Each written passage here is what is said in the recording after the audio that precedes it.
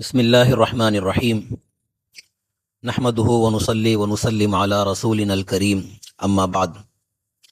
بزرگان محترم، عزیز نوجوان بھائیوں، دوستوں، مجلس علمیہ کی جانب سے ماہ رمضان کی مناسبت سے ایک چھوٹا سا دینی کورس ترتیب دیا گیا ہے، جس میں اسلامی عقائد، مسنون نماز، احکام زکوٰۃ، احکام روزہ اور مسنون معاشرت سے متعلق ہر روز یہ 5 مضامین سے متعلق اہم اور ضروری باتیں آپ کے سامنے آئیں گی۔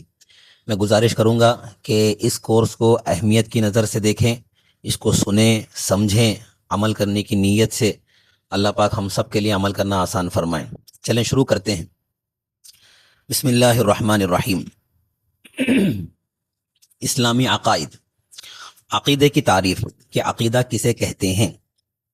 عقائد عقیدے کی جمع ہے، ایسا نظریہ جس کی بنیاد پر اللہ تعالیٰ کی رضا اور ناراضگی، جنت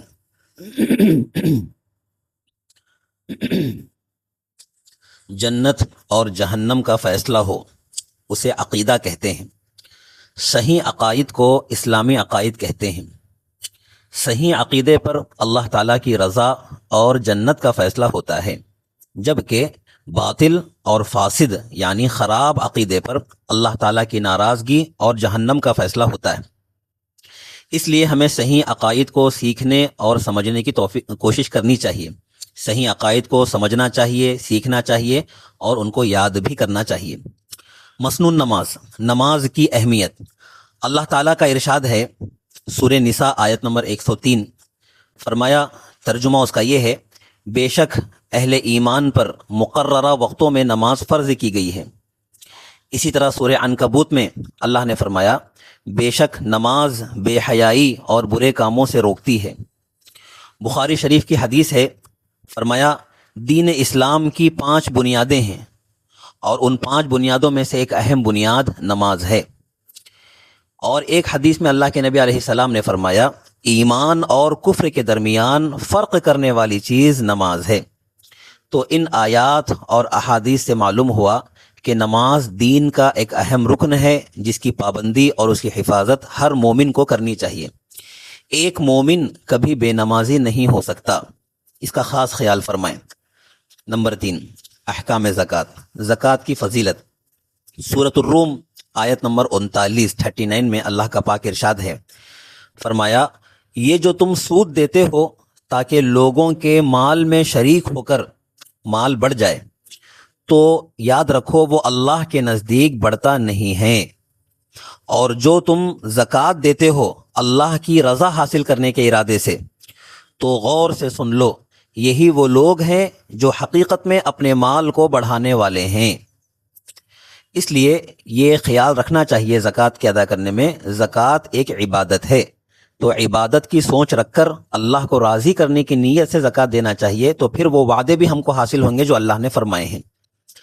نمبر 4، احکام روزہ، رمضان کی فضیلت۔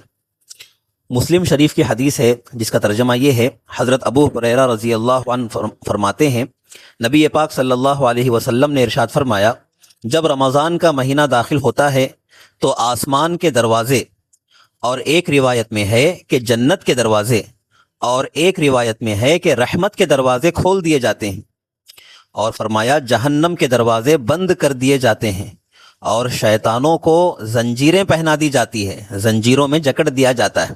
تو یہ رمضان کی اتنی بڑی برکتیں ہیں کہ جس میں ایسا ماحول ہمیں نصیب ہوتا ہے۔ اللہ ہمیں قدردانی کی توفیق عطا فرمائے۔ روزے دار کا مرتبہ۔